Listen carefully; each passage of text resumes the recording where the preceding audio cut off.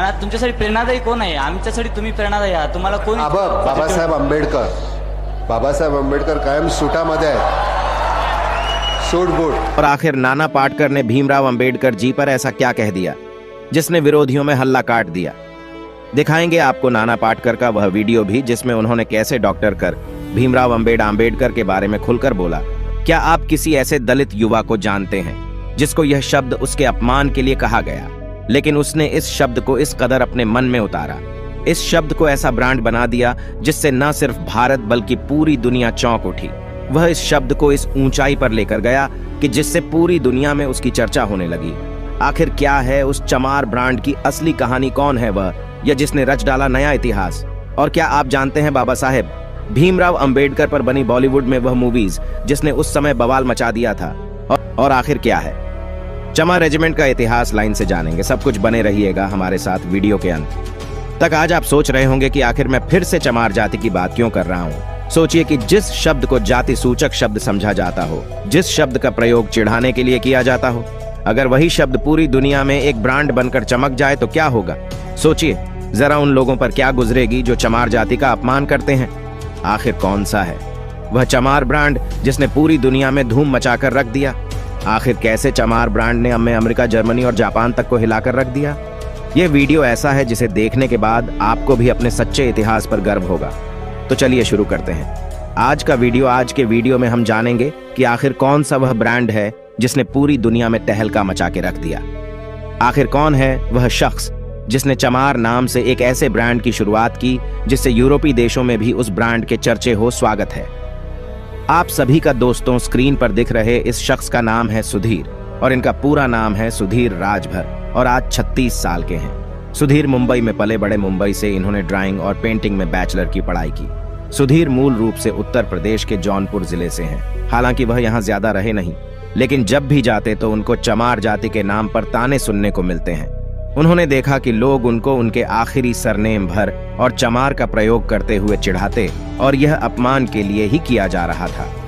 खासकर किसी व्यक्ति को नीचा दिखाने के लिए। यहीं से सुधीर के मन में आया कि आखिर जिस शब्द को अपमान के लिए बार बार प्रयोग किया जाता है, क्यों ना इसका एक ऐसा ब्रांड बनाया जाए जो पूरी दुनिया में छा जाए और सबकी वो बंद कर दे।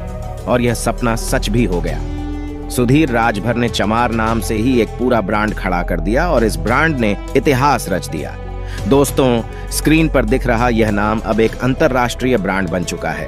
यह अब सिर्फ एक जाति नहीं है बल्कि एक ब्रांड है और इसमें बनाए गए प्रोडक्ट पूरी तरह से इको फ्रेंडली और हैंडमेड है। भारत के कई शहरों में तो ये बिक भी रहे हैं। इसके अलावा जर्मनी, अमेरिका, ब्रिटेन जैसे देशों में चमार ब्रांड के जलवे हैं। चलिए इस ब्रांड की कहानी जानते हैं। यह कहानी शुरू होती है 2015 से, जब देश में चमड़े का काम लगभग बैन कर दिया गया। उसके बाद सुधीर ने कई मटेरियल पर रिसर्च किया जिसे बैग बनाया जा सके। तब उन्होंने एक मटेरियल खोजा जो कि किसी जानवर की खाल से ना बनकर रिसाइकल रबड़ से बना होता है और बहुत टिकाऊ होता है। सुधीर बताते हैं कि चमार के सभी प्रोडक्ट हैंडमेड, इसकी बुनाई, कटाई, सिलाई सब कुछ कारीगर हाथ से करते हैं। इस वजह से यह दिखने में खूबसूरत और अलग लगता है। स्क्रीन पर दिख रहे ये सारे प्रोडक्ट चमार ब्रांड के हैं। यह बैग ऐसे हैं जिनकी कीमत हजारों से लेकर के लाखों तक में है और लोग इन्हें खरीदते हैं। हालांकि यह बनाने में समय जरूर लगता है। कुछ बैग्स को बनाने में तो महीनों लग जाता है और सबसे ज्यादा खास बात यह है कि इन प्रोडक्ट्स को बनाने वाले सभी चमार समुदाय के लोग, और यह लोग बैग और बेल्ट बहुत ही अच्छी तरीके से बनाते हैं। पहले इन्होंने यह काम छोटे स्तर पर किया था, लेकिन आज यह चमार ब्रांड बन चुका है और यह एक पेटेंटेड ब्रांड है जिसका ट्रेडमार्क भी ले लिया गया है।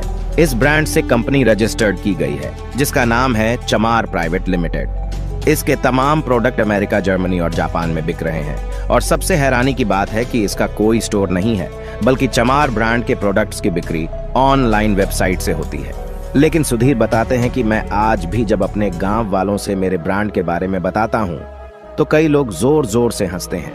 यही हमारा दुर्भाग्य है कि हम अपने लोगों के काम को सराहन के बजाय उसका मजाक उड़ाते हैं। सुधीर बताते हैं कि हाल ही में उन्होंने चमार हवेली नाम का एक प्रोजेक्ट शुरू किया है।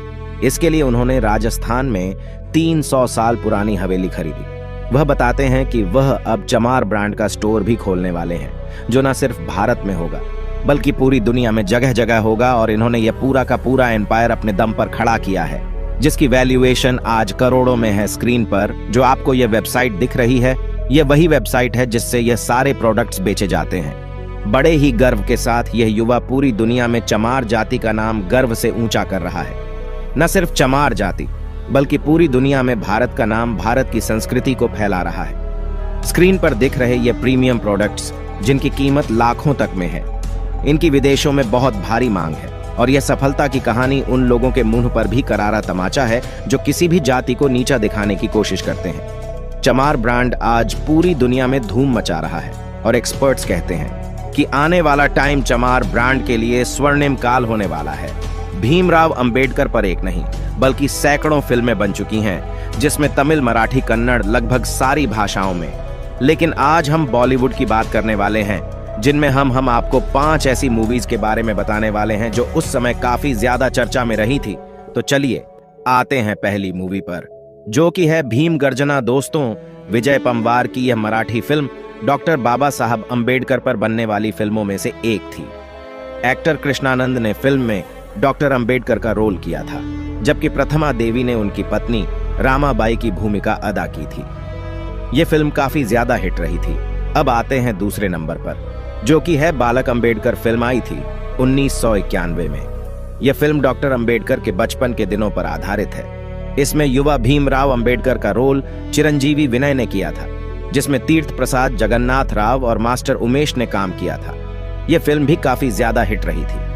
अब आते हैं तीसरी मूवी पे, जो कि है डॉक्टर बाबा साहब अंबेडकर। ये आई थी 2000 में। जब्बार पटेल की इस फिल्म में एक्टर ममूटी ने डॉक्टर अंबेडकर की भूमिका निभाई थी। यह कोलंबिया विश्वविद्यालय में बाबा साहब के कॉलेज के समय उनकी यात्रा स्वतंत्रता संग्राम में उनके जाने की ओर ले जाती है। फिल्म में उनके जीवन की कई बड़ी घटनाओं को और पलों को समेटने की कोशिश की गई। इससे ममूटी ने बेस्ट एक्टर सहित कई राष्ट्रीय पुरस्कार जीते थे। और इसके बाद आती है भारत को हिलाने वाली मूवी B.R. अंबेडकर, जो कि आई थी 2005 में। दोस्तों, शरण कुमार कब्बर की यह कन्नड़ भाषा की फिल्म है। बाबा साहेब की भूमिका विष्णुकांत बीजे ने निभाई थी। इस बीच तारा ने उनकी पत्नी रमाबाई की भूमिका निभाई थी। उनके शुरुआती वर्षों से लेकर उनके बाद के दिनों तक फिल्म में उनके जीवन के बारे में बताया गया है।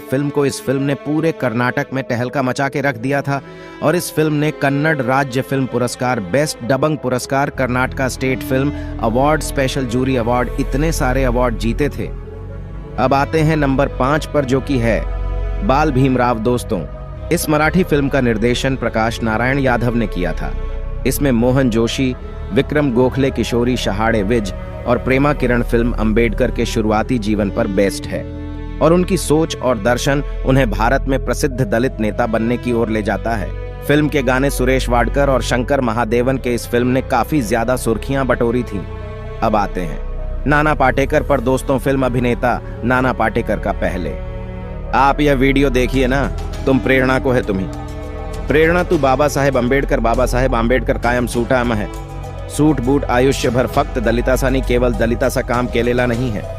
बाबासाहेब आंबेडकराबद्दल हा गैरसमज है की केव दलिता नेतेनी सग समाजासाठी काम केले आपल सगळा। या बाबासाहेब आंबेडकर के बारे में भ्रांति है कि वे केवल एक दलित नेता है, लेकिन उन्होंने सभी समुदायों के लिए काम किया है। बाबा साहब ने उनके लिए अपना पूरा जीवन समर्पित कर दिया। यह शब्द थे नाना पाटेकर के। दोस्तों, मराठी पृष्ठभूमि से आने वाले नाना पाटेकर मुख्य रूप से हिंदी और मराठी फिल्मों में काम करते हैं। वह स्वयं अनुसूचित जाति यानी दलित नहीं है, ना ही वह बौद्ध हैं। वे आस्तिक हैं या नास्तिक या भी हमें पता नहीं है, लेकिन उनका जीवन स्तर सरल है और उनका सामाजिक कार्य काफी ज्यादा सुर्खियों में रहता है। बॉलीवुड में नाना पाटेकर के अलावा और भी कई हस्तियां हैं जो बाबा साहेब अंबेडकर से अपनी प्रेरणा लेते हैं। इनमें आमिर खान, नागराज, ऋषा चड्ढा, गगन मलिक भाऊ कदम जैसे तमाम लोग हैं। द्वितीय विश्व युद्ध का समय था। पूरी दुनिया 2 भागों में बटी हुई थी और यह दोनों अपनी पूरी ताकत के साथ इस युद्ध में जूझ रहे थे।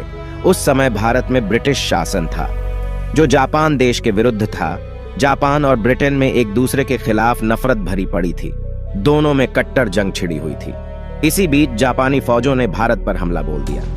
जापानी फौज भारत में नागालैंड तक घुस आई थी और उन्होंने कोहिमा पर अपना कब्जा जमा लिया था। जापान की सेनाएं लगातार तेजी से सब कुछ धंसती हुए आगे बढ़ रही थी। यह इस महायुद्ध का एक टर्निंग पॉइंट था।